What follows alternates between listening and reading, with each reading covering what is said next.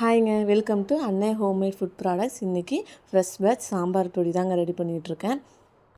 எல்லாமே தனித்தனியாக வறுத்துட்டு ஆற வச்சுருக்கேன். வரமிளகாயும் அதே மாதிரி நல்லா வெயிலில் காய வச்சு காம்பெல்லாம் கிள்ளிட்டு ரெடி பண்ணி வச்சுருக்கேங்க.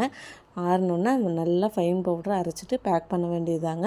இதில் சேர்க்கிற மல்லி, மிளகாய், ஜீரகம், மிளகு, கடுகு, வெந்தயம், கடலைப்பருப்பு, உளுந்தம்பருப்பு, துவரம்பருப்பு, காய வச்ச கருவேப்பிலை, கட்டி பெருங்காயம், இந்த மாதிரி இத்தனை பொருட்கள் சேர்ந்து தாங்க நம்ம இந்த சாம்பார் தூள் ரெடி பண்ணுறோம்.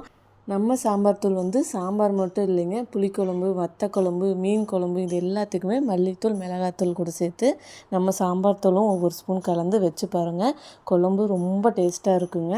உங்கள் சமையலில் ஆரோக்கியத்தையும் சுவையையும் மணத்தையும் கூட்ட நம்மளோட மசாலா வகைகள் யூஸ் பண்ணி பாருங்கள். ஒரு டைம் யூஸ் பண்ணால் நீ ரெகுலராக நம்மக்கிட்ட தாங்க வாங்குவீங்க.